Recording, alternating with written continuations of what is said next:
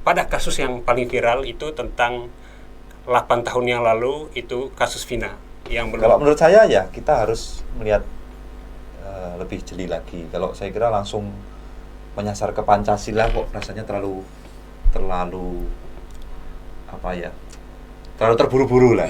Ya, jadi Founding Fathers kita sendiri kan pernah mengatakan bahwa Pancasila itu bukan datang dari langit, tetapi sesuatu yang mereka gali dari kebiasaan cara hidup orang Indonesia sendiri yang kemudian dikristalisasi menjadi 5 poin itu. betul.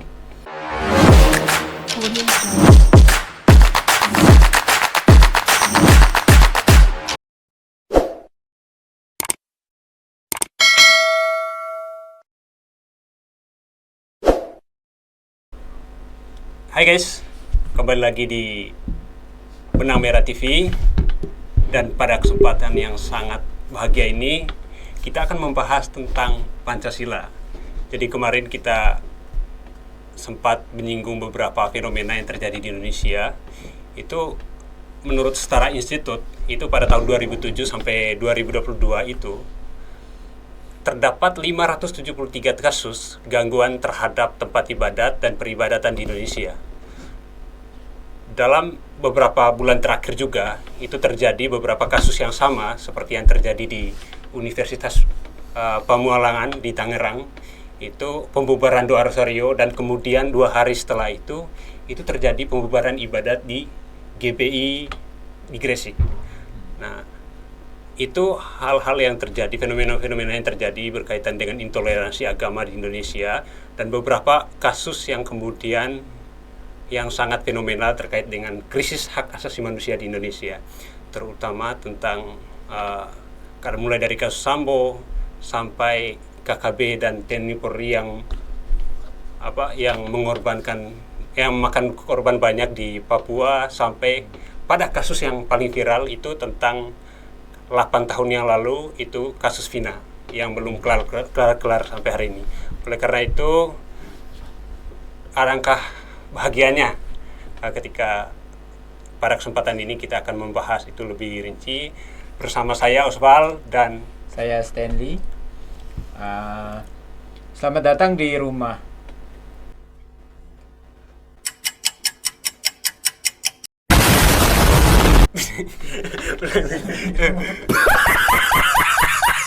Rumah kita semua. Rumah kita semua. Halo guys, selamat datang di Benang Merah TV. Malam ini kita akan berbicara tentang tema kita tentang Pancasila dan realitasnya saat ini dari sudut pandang Gereja Katolik ya. Kita akan bahas sampai tuntas. Bersama saya Stanley Jemparut dan saya Oswald. Nah, di tengah kita sekarang hadir Romo Elva Permadi. Selamat malam, Romo. Ya, selamat malam. Romo sekarang tugas di seminari, Romo, ya. di seminari. Mari Garum. Masih bolak-balik seminari. Ya, betul. Ya, masih di Komisi Kepemudaan, PMKRI, dan juga Youth Center. Youth Center. Oke, Romo, kita langsung aja ya, Romo. Mungkin Oswald bisa berikan prolognya. Kira-kira apa sih latar belakang yang ingin kita bicarakan malam hari ini? Nah, pada malam hari ini sebenarnya kita akan lebih serius pada topik yang kasus kemarin itu di Universitas Pamualangan tentang pembubaran doa rosario yang dilakukan oleh beberapa mahasiswa Katolik, dan kemudian yang terjadi 2 hari setelah itu pembubaran ibadah jemaat GBI di Gresik. Nah, mungkin itu fenomena yang, jadi nanti saya akan minta tanggapan pertama dari Romo, tanggapannya sebenarnya apa sih yang salah dengan Pancasila, dengan fenomena seperti yang ini. Ya, baik. Ya mungkin nanti tidak hanya saya yang memberikan pandangan, tapi juga kalian berdua bisa brainstorming, bisa berdialektika. Ya, saya sebagai rohaniawan, Romo, ya perspektifnya jelas perspektif normatif ya, perspektif gereja. Untuk yang sosial politik mungkin nanti saudara Stanley bisa memberikan perspektif yang lain begitu ya. Kalau menurut saya ya kita harus melihat lebih jeli lagi. Kalau saya kira langsung menyasar ke Pancasila kok rasanya terlalu apa ya, terlalu terburu-buru lah.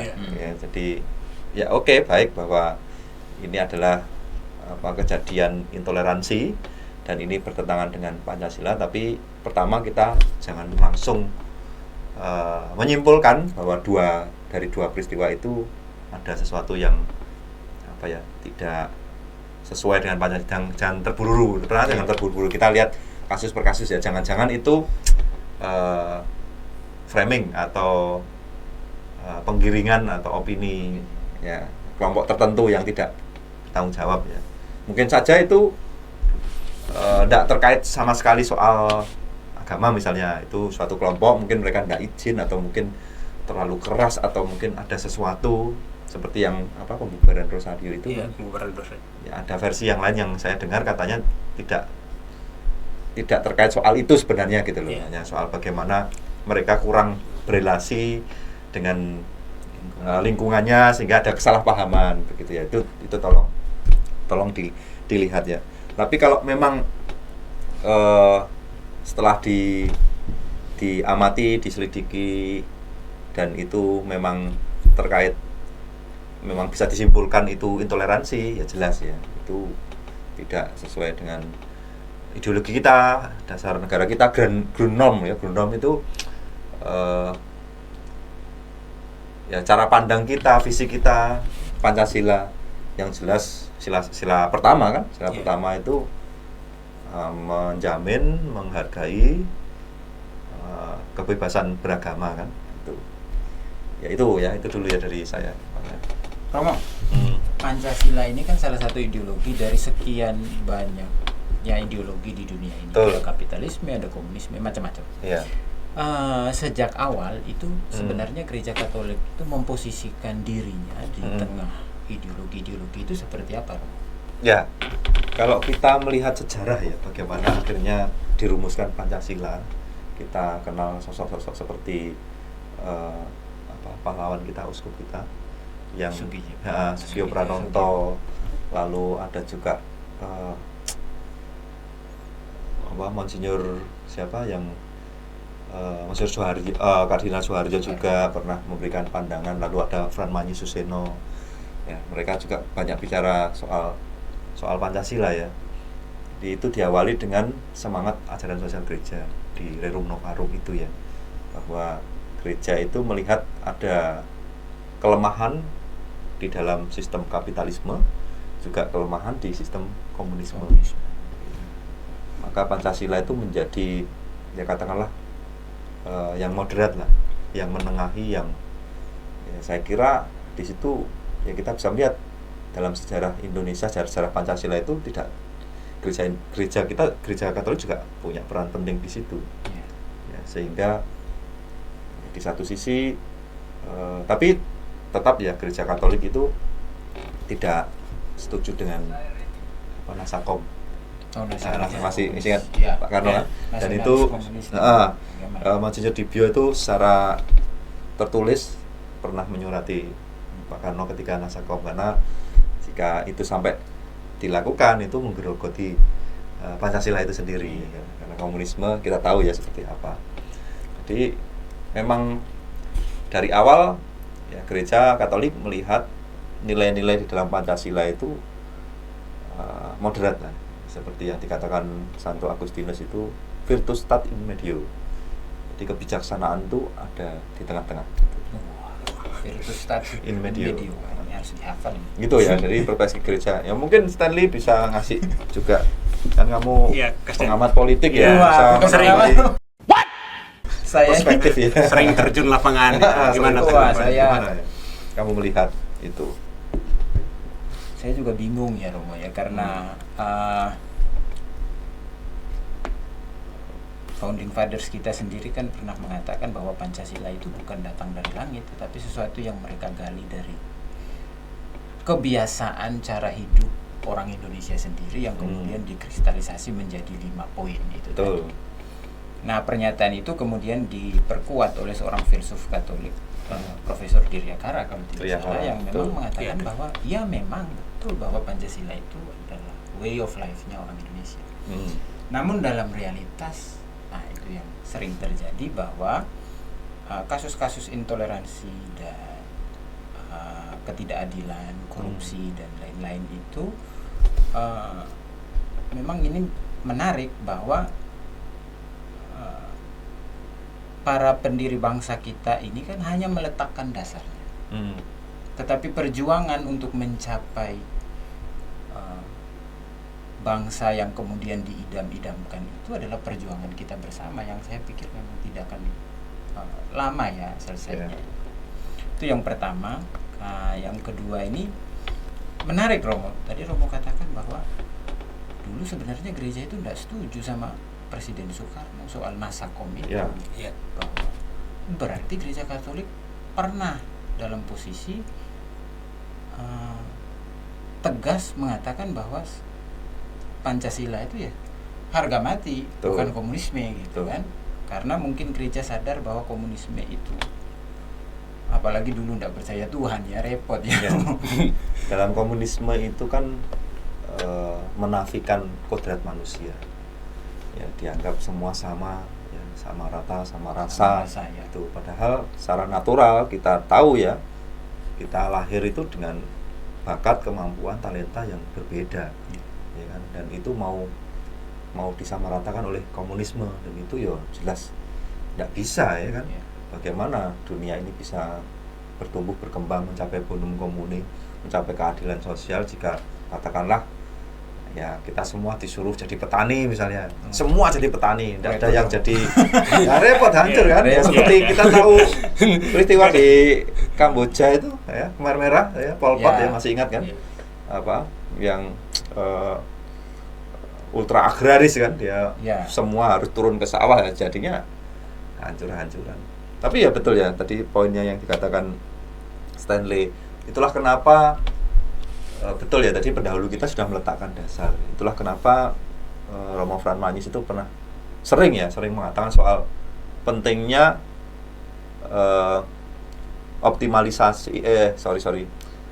aktualisasi dan revitalisasi Pancasila. Ya. Aktualisasi itu berarti semua orang, elemen ya, kita semua sebagai penduduk Indonesia itu menerima itu sebagai suatu nilai. Ya, nilai kan sesuatu yang baik, yang dikejar, yang diinginkan.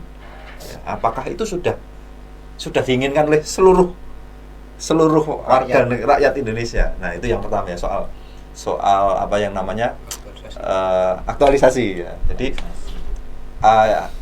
bagaimana itu bisa terwujud jika kita sendiri tidak melihat itu sebagai suatu nilai yang penting, yang aku inginkan, yang aku kejar. Nah, lalu yang kedua tadi yang sudah kamu katakan itu soal revitalisasi. Bagaimana Pancasila ini menjadi suatu nilai yang diinternalisasi, menjadi suatu keutamaan. Dan kita tahu ya, keutamaan itu adalah kebiasaan yang otomatis, kebiasaan baik yang otomatis dilakukan. Dan itu tidak bisa serta-merta.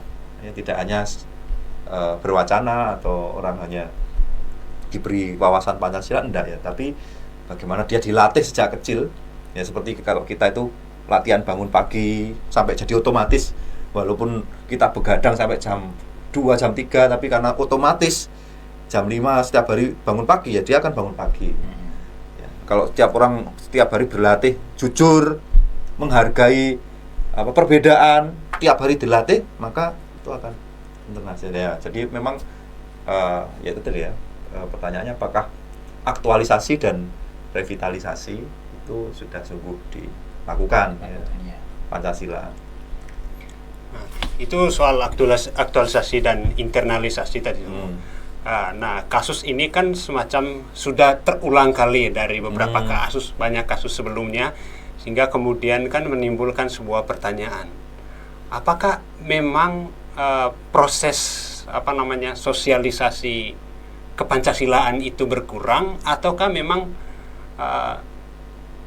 banyak kalangan yang tidak mau terima dengan nilai-nilai itu? Nah itu ya, jadi kembali lagi tadi pertanyaannya, apakah semua kita seluruh rakyat Indonesia itu sudah melihat Pancasila itu sebagai nilai? Jangan-jangan masih banyak elemen-elemen masyarakat atau kelompok-kelompok yang merasa, loh aku kan nggak ikut tanda tangan waktu itu ya, sebagai suatu konsensus ya, suatu kesepakatan bersama jangan-jangan ada seperti itu kan? Iya. Ya kan, ada kelompok tertentu punya ideologi sendiri, ya kan? Iya. Ya bisa saja. Nah ini tugas kita bersama sebenarnya. Lalu yang minta merdeka kan ada. Apa? Nah iya makanya. Nah, iya. Berarti kan tidak semua elemen itu melihat itu sebagai suatu dasar negara, ideologi yang harus kita hidupi, gitu kan? Nah itu. Ini menarik Romo. Tadi Romo bilang ada latihan, ada exercise, ada cara untuk membuat habitus. Saya ingat Romo ya, saya tidak tahu Romo punya pengalaman yang sama waktu saya SD itu. Hampir tiap pagi itu kita akan melaksanakan apel bendera dan wajib melantunkan lagu-lagu wajib nasional dan membacakan teks-teks yang ada Pancasila, Undang-Undang Dasar 45.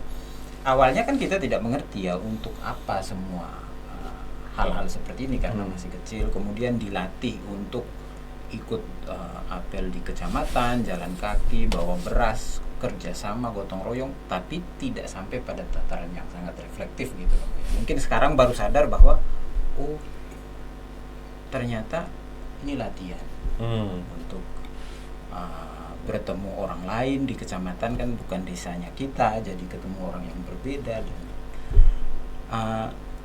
Romo kira-kira gereja kan dari dulu juga sudah berupaya melalui pendidikan, melalui berbagai misi untuk bagaimana sih sebenarnya gereja sendiri mempraktekkan dalam perjalanan misinya, dia mewartakan sekaligus mengembangkan nilai-nilai Pancasila melalui lembaga-lembaga yang betul. Dan memang kita tadi saya sudah katakan bahwa sejarah gereja tidak bisa dilepaskan dari sejarah Indonesia, tidak bisa dilepaskan dari sejarah Pancasila itu sendiri, karena gereja Katolik itu sudah menyumbangkan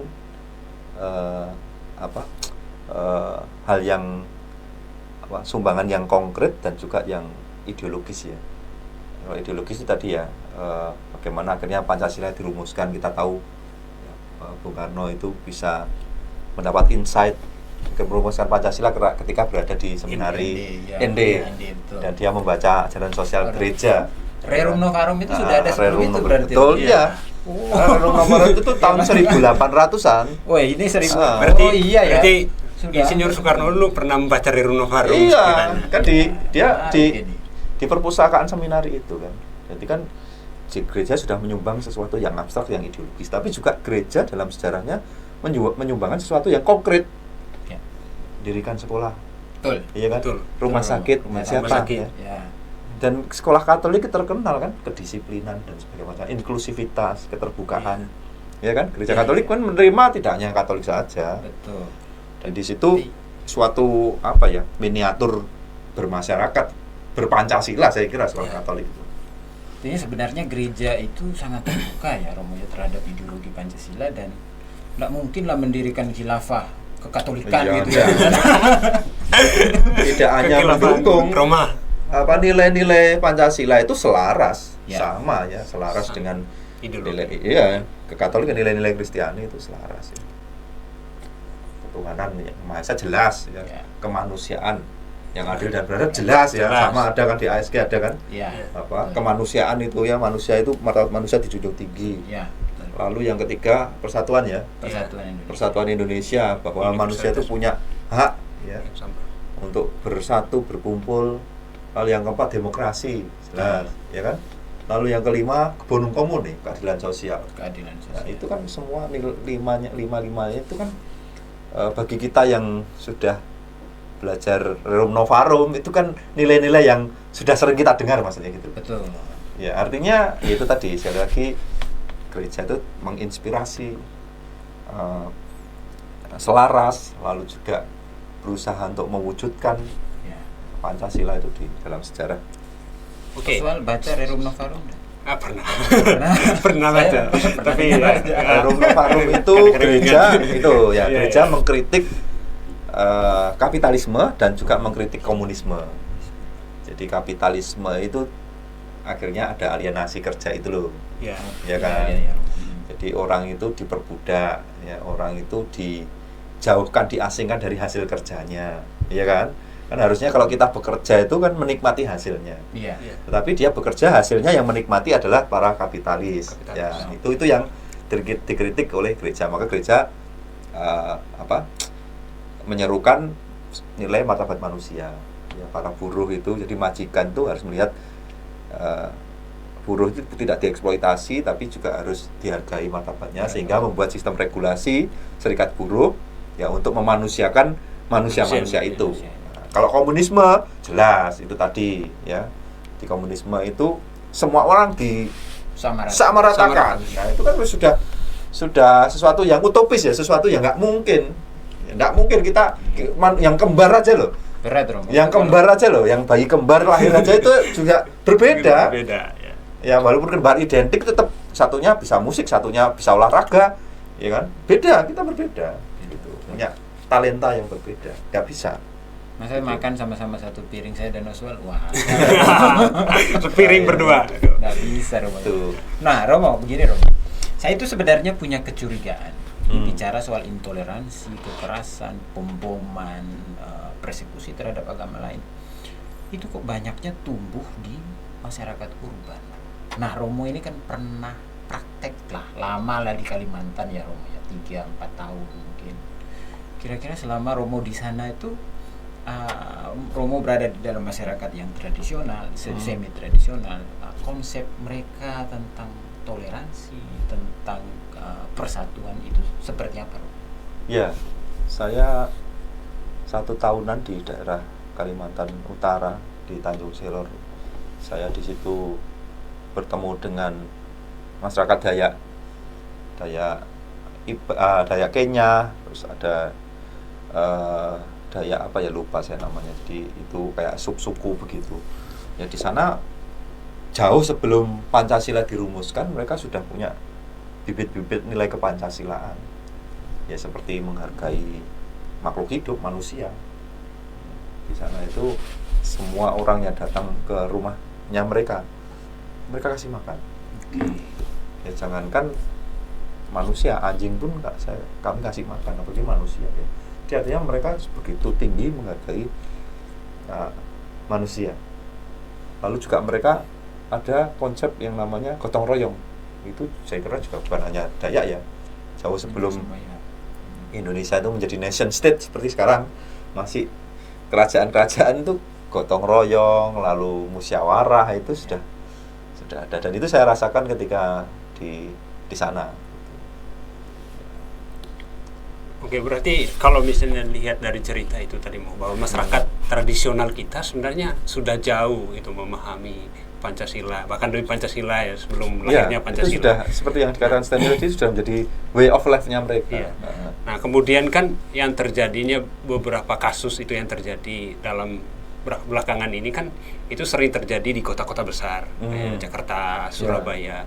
Nah, saya mungkin minta pandangan, apakah ini kemudian itu dipolitisasi atau seperti apa? Saya minta tanggapannya dari Kak Stanley, karena kalau misalnya dari dari jiwa sosial dan jiwa kemasyarakatan dari golongan-golongan, setiap golongan itu pasti menyuarakan yang sama, bahwa ya hidup bersama itu sangat baik. Tetapi kemudian kenapa itu terjadi gitu? Mungkin dari perspektif lain gitu. Ya, saya tidak melihat secara dalam ya hal ini, tetapi saya pikir kalau keyakinan agama kemudian dicampurkan dengan ideologi, lalu pingin untuk menjadi melalui kekuasaan itu sudah bercampur di situ, saya pikir memang orang akan mengambil tindakan-tindakan yang tidak semestinya gitu ya. Saya yakin di balik terorisme itu kan ada ideologinya, ada kekuasaannya, ada harapan untuk mewujudkan sesuatu yang seperti yang dikatakan Romo tadi, utopis. Ini belum ada satupun. Jadi gagasan ideologi di balik terorisme itu kan belum pernah dicoba, berhasil apa enggak, diterapkan di mana itu. Ya yang paling dekat lah akhir-akhir ini kita lihat ISIS kan. Menurut saya gagal. Itu mereka berusaha menerapkan sebuah ideologi sesuai dengan keyakinan mereka, tetapi nyatanya memang gagal karena nilai-nilai itu tidak sesuai dengan kemanusiaan. dan melawan kodrat manusia sebenarnya. Dan saya yakin segala sesuatu yang bertentangan dengan kodrat kemanusiaan, entah itu ideologi, lalu kemudian dipaksakan melalui kekuasaan, akan runtuh dengan sendirinya. Kita lihat komunisme lah, ya kan Romo? Rusia itu kan berusaha memaksakan dengan kekuatan ideologi, dengan kekuasaan, tapi ya runtuh. Jadi sebenarnya tidak ada satupun agama yang menghalalkan kekerasan.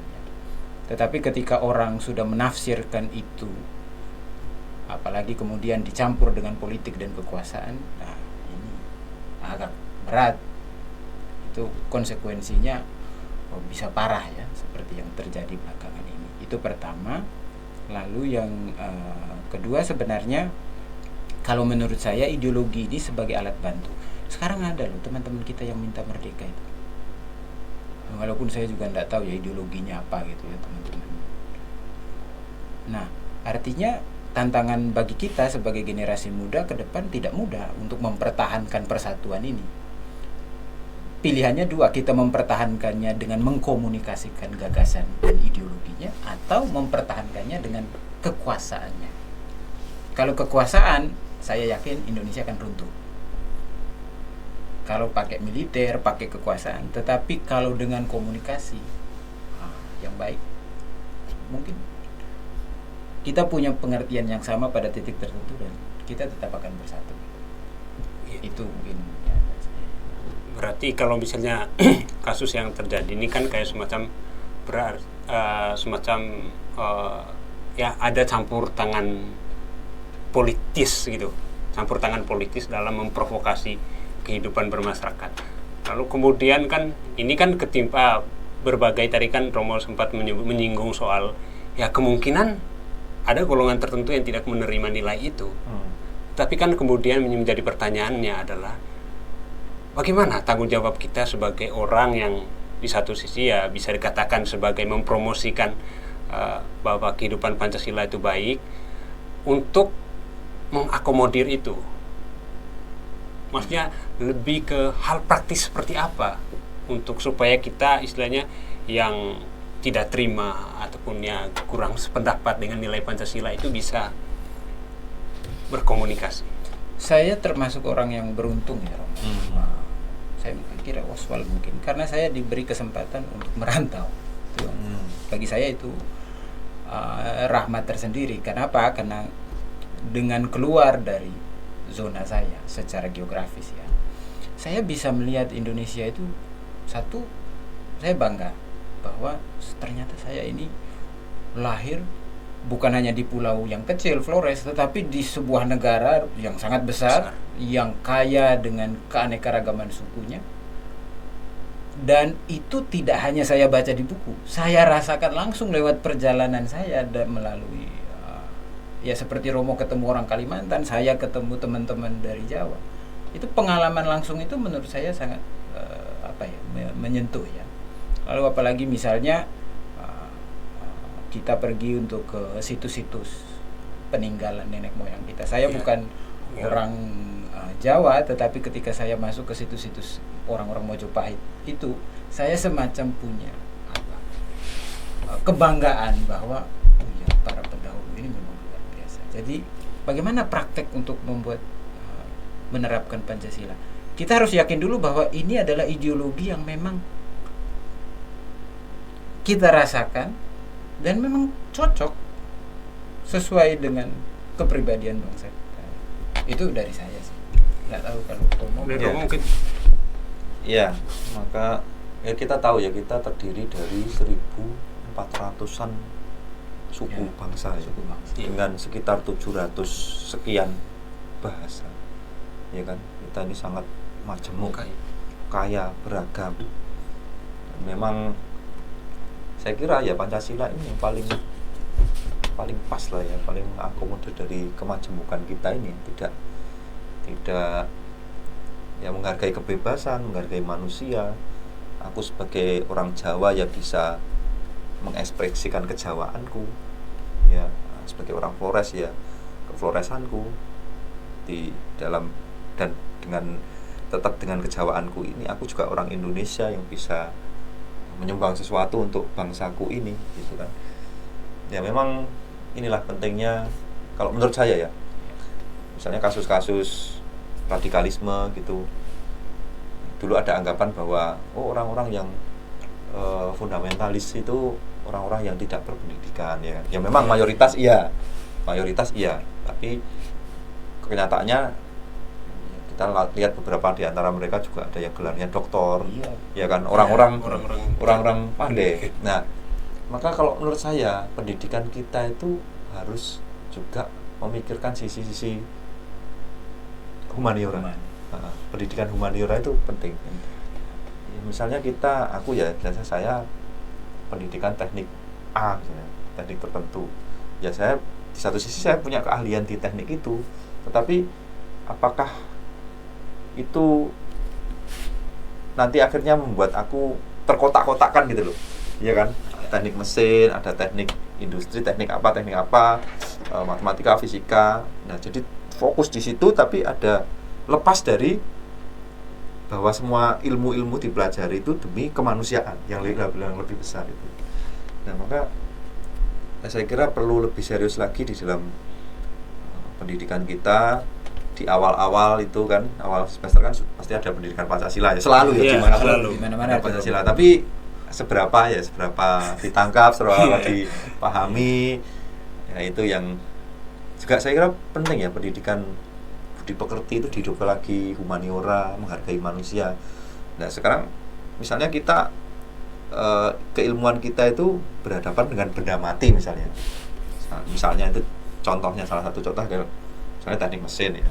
Tiap hari aku bergulat dengan mesin ya. Nah, jangan sampai akhirnya aku memperlakukan orang lain yang lain ya di others itu sama seperti aku memperlakukan mesin. Jadi kalau diberi input nggak jadi error ya. Itu ya. Jadi terlepas dari itu tadi ya, bahwa kita ini sebenarnya semuanya itu tujuannya adalah bonum comune. Nah, jangan-jangan kita terlalu fokus di situ malah lupa. Itulah kenapa juga sekarang ada kode etik kayak misalnya di kedokteran, supaya para dokter juga selalu sadar bahwa pasien ini juga manusia misalnya gitu kan, bukan benda mati, bukan objek diobjekkan gitu. Nah ini yang apakah sudah sungguh-sungguh ya, saya kira kalau orang semua punya sense itu, kesadaran itu bahwa aku ini bagian dari kemanusiaan yang lebih besar, kita semua itu harus saling bersatu padu, itu saya kira bisa, tapi pada kenyataannya memang sulit ya. Iya. Nah ini menarik ini Rom, soal terlalu asik dengan diri sendiri ya, saya tangkapnya gitu ya Rom. Sampai kemudian dia merasa bahwa ya dunia ini yang benar ini ya sesuai dengan yang saya pikirkan. Nah saya kembali ke para founding fathers kita.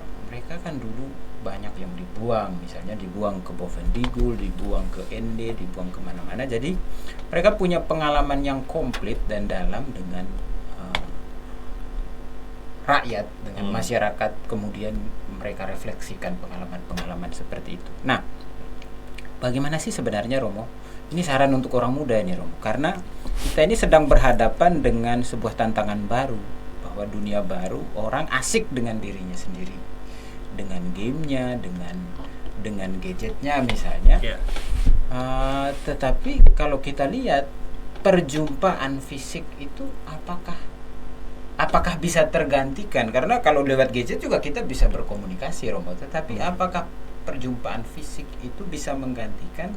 Dan kemudian tanpa perjumpaan fisik itu kita bisa membangun refleksi yang mendalam tentang ideologi, tentang Pancasila, tentang kemanusiaan. Bagaimana Romo? Ya, nah ini yang jadi tantangan terutama Gen Z ya, generasi sekarang itu soal kedalaman. Yang paling bisa kita lihat itu literasi kan lemah sekali ya. Apalagi sekarang ada aplikasi-aplikasi yang kayak TikTok gitu ya, jadi kan singkat-singkat dan hanya yang instan, yang saya sukai, yang saya lihat, yang saya baca. Ya, baca satu paragraf itu sudah malas ya kan. Pengennya yang singkat-singkat itu juga mempengaruhi generasi ini untuk ya nggak usah lah soal refleksi itu masih nanti. mau membaca aja lah. Membaca diskusi seperti ini aja, mana ada ya anak muda yang tertarik ya. Awareness soal kondisi sosial sekitar, ansos itu juga berapa ya yang tertarik soal itu. Ya, kesadaran bahwa suatu ketidakadilan di tempat lain itu berpotensi terjadi di tempatku gitu kan. Itu juga enggak ada. Kan kita kan juga harus khawatir kan. Kalau orang punya kesadaran itu ya, sampai ke refleksi kan bisa saja terjadi di tempatku, maka aku harus berbuat sesuatu. Bukan malah itu di tempat lain, di tempatku yang penting aman kayak gitu kan. Ini tantangan kita semua ya. Jadi memang makanya disebut zaman sekarang disrupsi digital. Disrupsi digital seperti banjir besar begitu.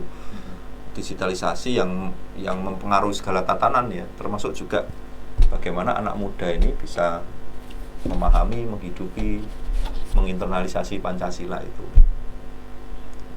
Ya ini jadi persoalan kita semua. PR ya. Lalu ini yang berkaitan dengan ini soal pendidikan tadi itu, soal pendidikan karakter. Memang sih kita berada pada situasi yang sangat mengkhawatirkan, di mana bicara tadi krisis literasi, krisis pergaulan mungkin bisa dikatakan. Karena pergaulan hari ini kalau dibaca itu seperti kayak mengavang gitu. Kita nggak lihat orangnya, cuman bisa berkoar-koar gitu. Kayak beberapa kasus itu kan hanya karena komentar lepas. Kita tidak tahu akar masalahnya di mana. Jadi kayak ya kembali lagi kayak kasus tadi itu kan, kasus pembubaran itu.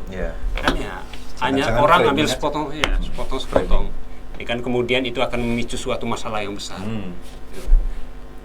Ya, kalau di dalam teori ilmu komunikasi itu ada namanya segitiga semiotika, logos, pathos, dan ethos. Jadi saya sebagai manusianya, lalu ada gagasan, gagasan itu ada wujud. Tapi karena ini tadi ada dunia maya itu, sehingga si subjek itu bisa dihilangkan, makanya orang bisa anonim. Orang berani berkoar-koar. Kalau diajak real ya disuruh ngomong langsung kan belum tentu. Jadi ada segitiga tadi itu ada kehilangan kakinya. Ya, yaitu ya si logosnya, si manusianya, si subjeknya, sehingga bisa menjadi sangat liar. Lalu berkembang ilmu etika komunikasi, lalu ada filsafat tanda dan sebagainya macamnya. Jadi memang kita semua ini masuk ke suatu masa dunia yang betul-betul baru, disrupsi, dan ini sudah mendekonstruksi semua, ya termasuk ya ini. Makanya ini kita juga sebenarnya saya juga pengen mendengar ya ahli-ahli Pancasila kita ya, para filsuf-filsuf itu, ya, para penggiat itu, ya, bagaimana mengaktualisasi dan merevitalisasi Pancasila di era disrupsi digital ini. Ini yang sebagai bahasan yang menarik kalau ada. Karena yang sering kita lihat sekarang, misalnya BPUP itu rata-rata orangnya usianya 60 tahun ke atas, ya maksudnya dari segi struktur kenegaraan saja memang kita tidak melihat bahwa orang muda memang terlibat dalam dinamika refleksi tentang ideologi negaranya, ideologi bangsanya. Kemudian kalau kita lihat di forum-forum kebangsaan kan ya memang rata-rata teman-teman seperti PMKRI, Pemuda Katolik, ya itu selalu hadir dan itu memberikan sedikit harapan ya. Tetapi itu hanya sebagian kecil dari sekian banyak orang di luar sana yang mestinya memang perlu keterlibatan. Nah, dari sisi gereja, Romo, kira-kira apakah ada upaya-upaya untuk mendorong keterlibatan orang muda untuk aktif dalam kehidupan bermasyarakat? Ya sudah ada sih, kalau di gereja kan ada PHWBB ya, yang kerasulan hubungan antar umat agama, umat beragama, dan kepercayaan. Tapi ya saya kira belum, upaya itu ada tapi belum maksimal, belum semuanya. Ya masih anak muda kita kan mereka masih bergulat dengan dirinya sendiri lah. Misalnya seminar lah katakanlah, temanya menghidupi Pancasila, pasti tidak ada yang datang. Nggak ada yang datang, Romo, kecuali ada sertifikat. Iya. Tapi kalau seminar mendapatkan cuan, seminar penuh mendapatkan pekerjaan, dia mudah dapat pekerjaan, dapat jodoh, nah hal-hal yang material kayak gitu ya. Memang ini ya, harus kita ini itu dulu ya, itu dulu. Mereka harus selesai itu dengan itu dulu gitu. Repotnya gitu. Pancasila itu sesuatu yang luhur, yang tinggi, suatu nilai. Ya itu ya jangankan nilainya, filsafatnya. Apal aja belum tentu loh. OMK coba jangan ketemu anak muda. Ayo sebutkan sila keempat atau kelima, nggak ngerti ya. bingung. Ya kita beberapa di sempat viral kan, ada pemimpin daerah yang tidak hafal Pancasila. Mungkin karena dulu bro. Sesuatunya aja nggak tahu, gitu ya maksudnya. Apalagi kita mau diskusi soal mic ya, kan harus tahu dulu mic itu kayak apa ya kan. Terus baru bicara ya kan di sini. Nah, sesuatunya aja nggak tahu. Dia nggak tahu ya. Apalagi mau menghayati, menghidupi, nah gitu. Sulit ya. Itu. Terima kasih Kasden. Dengan berakhirnya dari pesan untuk orang muda, saya pikir ada beberapa poin penting ya yang kita ambil benang merahnya, yang berkaitan terutama kita harus menerima realitas hidup bahwa kita hidup di tengah masyarakat yang lahir dari latar belakang yang berbeda. Namun satu catatannya adalah kita kurang bersosialisasi. Kita ini kurang jalan gitu. Jadi pengalaman kita berkurang. Saya pikir kita harus mencari pengalaman banyak untuk mewujudkan Pancasila, karena Pancasila kita hari ini masih dalam tataran pikiran. Sekian saja untuk podcast malam ini. Terima kasih Romo sudah bisa hadir. Terima kasih, Kasden. Terima kasih. Akhirnya kita tutup diskusi kita, dan jangan lupa untuk tetap di Benang Merah TV untuk season selanjutnya. Halo guys, selamat datang di rumah. Halo guys, saya Stanley. Selamat datang di rumah.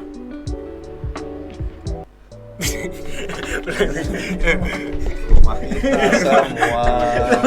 Saya Stanley. Oke, nama saya coba dulu awal ya. Oke.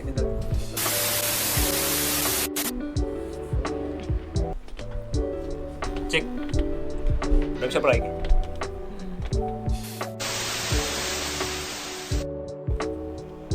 Ada salah satu toko Tan Malaka, kalau belum ke yang di Maluku tuh, belum ke jangan mati sebelum ke lupa. Ya, pokoknya nanti skip ini. Ke Maluku aja lah ya. Iya, maksudnya jangan mati sebelum. Tetap di Benang Merah TV untuk season selanjutnya.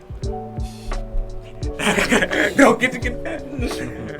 Ya, tapi walaupun masih